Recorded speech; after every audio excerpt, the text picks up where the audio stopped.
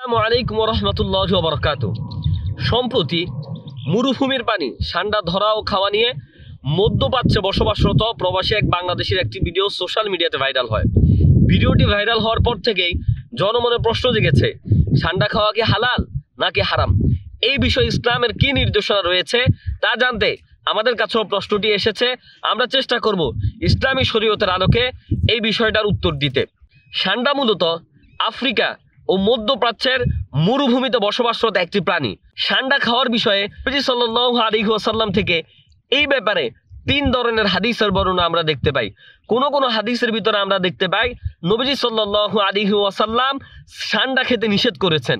আবার কোন কোন হাদিসে আমরা দেখতে পাই নবীজি সাল্লাল্লাহু আলাইহি ওয়াসাল্লাম ঠান্ডার পাত্র তার হাত দিয়ে সরিয়ে দিয়েছেন। আবার কোন কোন বর্ণনায় আমরা এও দেখতে পাই যে সাহাবায়ে কেরাম রাদিয়াল্লাহু তাআলা আনহুম আজমাইন তারা ঠান্ডা খেয়েছেন। এখন কোন মতামতটা আমরা গ্রহণ করব এটা জানতে হলে আমাদেরকে আগে এই বিষয়ে পূর্ণ একটা হাদিস জানতে হবে। হযরত আব্দুল্লাহ ইবনে আব্বাস রাদিয়াল্লাহু তাআলা আনহু হতে বর্ণিত, তিনি বলেন, একবার আমি এবং খালিদ বিন ওয়ালিদ রাদিয়াল্লাহু তাআলা আনহু রাসূলুল্লাহ সাল্লাল্লাহু আলাইহি ওয়াসাল্লামের সাথে উম্মুল মুমিনিন হযরত মাইমুনা রাদিয়াল্লাহু তাআলা আনহা এর ঘরের ভিতরে যাই। তখন হযরত মাইমুনা রাদিয়াল্লাহু তাআলা আনহা রাসূলুল্লাহ সাল্লাল্লাহু আলাইহি ওয়াসাল্লামের সামনে ঠান্ডা উপস্থাপন করেন, ভুনা ঠান্ডা। তখন হযরত রাসূলুল্লাহ সাল্লাল্লাহু আলাইহি ওয়াসাল্লাম ওই ঠান্ডা খাওয়ার জন্য হাত বাড়ান। তখনই হযরত মাইমুনা রাদিয়াল্লাহু তাআলা আনহু এর ঘর থেকে একজন বলছেন যে, হে মাইমুনা, আপনি আল্লাহ রাসূলকে কি খেতে দিয়েছেন এটা আগে রাসূলের সামনে স্পষ্ট করেন। তখন রাসূল কৌতূহলী হয়ে জিজ্ঞেস করেন যে, এখানে কিসের গোশত দিয়েছো? তখন হযরত মাইমুনা বলেন যে, ইয়া রাসূলুল্লাহ সাল্লাল্লাহু আলাইহি ওয়াসাল্লাম, এটা ঠান্ডার গোশত। নবীজি সাল্লাল্লাহু আলাইহি ওয়াসাল্লাম এটা শোনা মাত্রই তখন এই পাত্রটাকে সরিয়ে দেন। তখন নবীজি সাল্লাল্লাহু আলাইহি ওয়াসাল্লামকে প্রশ্ন করা হয়, ইয়া রাসূলুল্লাহ, তাহলে কি ঠান্ডা খাওয়া হারাম? নবীজি সাল্লাল্লাহু আলাইহি ওয়াসাল্লাম বলেন, না, ঠান্ডা খাওয়া হারাম না, তবে আমাদের এই অঞ্চলে আমরা ঠান্ডা খেয়ে অভ্যস্ত না, এই অঞ্চলের মানুষ ঠান্ডা খায় না, যার কারণে আমি কিছুটা আনকমফোর্ট ফিল করছি। তখন হযরত খালিদ বিন ওয়ালিদ রাদিয়াল্লাহু তাআলা আনহু, যিনি নবীজির সাথে ছিলেন, উনি পাত্রটা নিজের কাছে টেনে নিয়ে উনি ওখান থেকে গোশত খান। কিন্তু আল্লাহ রাসূল সাল্লাল্লাহু আলাইহি ওয়াসাল্লাম তাকে খেতে নিষেধ করেননি। এই বিষয়টা থেকে আমরা দেখি যে আল্লাহ রাসূল সাল্লাল্লাহু আলাইহি ওয়াসাল্লাম নিজে ঠান্ডা খাননি, কিন্তু যখন হযরত খালিদ বিন ওয়ালিদ ঠান্ডা খেয়েছেন তখন তিনি হযরত খালিদ বিন ওয়ালিদ রাদিয়াল্লাহু তাআলা আনহুকে নিষেধ করেন নাই। এই হাদিসটা থেকে ইমাম শাফি রাহিমাহুল্লাহ এবং ইমাম মালিক রাহিমাহুল্লাহ ওনারা দুজনই বলেন যে ঠান্ডা খাওয়া জায়েজ আছে। কিন্তু হানাফি মাযহাবের ইমামগণ ওনারা বলেন যে ঠান্ডা খাওয়া জায়েজ নেই। কেন?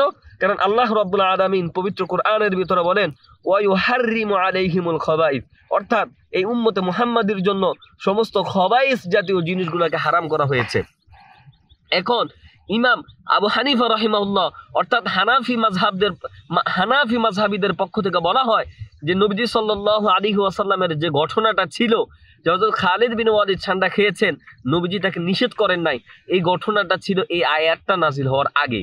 সুতরাং এই আয়াতটা নাজিল হওয়ার আগে ঠান্ডা খাওয়ার বিধান ছিল, কিন্তু এই আয়াতটা নাজিল হওয়ার পর থেকে ঠান্ডা খাওয়ার বিধান রহিত হয়ে গিয়েছে। সুতরাং এই যুগে এসে যদি কেউ ঠান্ডা খেতে চায় তাহলে হানাফি মাযহাব অনুযায়ী তার ঠান্ডা খাওয়া এটা হালাল হবে না, বরং এটা মাকরুহে তাহরিমি অর্থাৎ হারামের পর্যায়ে পড়বে। সুতরাং প্রিয় মুসলিম ভাইরা আমার, আমরা যারা হানাফি মাযহাব ফলো করি, আমাদের জন্য ঠান্ডা খাওয়ার বিধান এটাকে হারাম করা হয়েছে। খাবারের ক্ষেত্রে আল্লাহ রাব্বুল আলামিন কোন খাবার আমাদের জন্য হালাল করেছেন, কোন খাবার আমাদের জন্য হারাম করেছেন। যেই সমস্ত খাবার আমাদের জন্য হারামের বিধান দেওয়া হয়েছে ওই সমস্ত হারাম থেকে বেঁচে থাকা এটা আমাদের জন্য একান্ত জরুরি। কারণ আমরা যদি হালাল না খাই, হারাম খাই, তাহলে আমাদের হারাম খাওয়ার কারণে আমাদের দোয়াগুলো আল্লাহ রাব্বুল আলামিনের দরবারে কবুল হবে না। নবীজি সাল্লাল্লাহু আলাইহি ওয়াসাল্লাম এক হাদিসের ভিতরে বলেন, কোন ব্যক্তি যদি সহজতে হালাল কামাই করে এবং ওই হালাল থেকে সে বক্ষণ করে, নবীজি সাল্লাল্লাহু আলাইহি ওয়াসাল্লাম বলেন কাল কিয়ামতের দিন সে বিদ্যুৎ গতিতে ফুলসিরাত পার করে ফেলবে। সুবহানাল্লাহ। আবার নবীজি সাল্লাল্লাহু আলাইহি ওয়াসাল্লাম আরেকটা হাদিস বলেন যে একজন লোক দূর থেকে সফর করে এসেছেন, সফরের কারণে ওনার চুলগুলো ধুলাবালি যুক্ত হয়ে আছে, আর এমত অবস্থায় উনি আল্লাহর দরবারে হাত তুলে ফরিয়াদ করছেন। নবীজি সাল্লাল্লাহু আলাইহি ওয়াসাল্লাম বলেন এই লোকের দোয়া কবুল হবে না, কারণ তার পোশাক হারামের, তার খাবার হারামের, তার শরীরের অঙ্গ প্রত্যঙ্গগুলো হারামের উপরে লালিত পালিত হচ্ছে, সুতরাং তার দোয়া কবুল হবে না। এই হাদিস থেকে আমরা জানতে পারি প্রিয় ভাইরা আমার, আমরা যদি চাই আমাদের নামাজ আল্লাহর দরবারে কবুল হোক, আমরা যদি চাই আমাদের দোয়া আল্লাহর দরবারে কবুল হোক, তাহলে অবশ্যই অবশ্যই আমাদেরকে হালাল ভক্ষণ করতে হবে। সুতরাং আল্লাহ রাব্বুল আলামিন আমাদেরকে হালাল ভক্ষণ করার তৌফিক দান করেন এবং হারাম থেকে বেঁচে থাকার তৌফিক দান করেন। আমিন।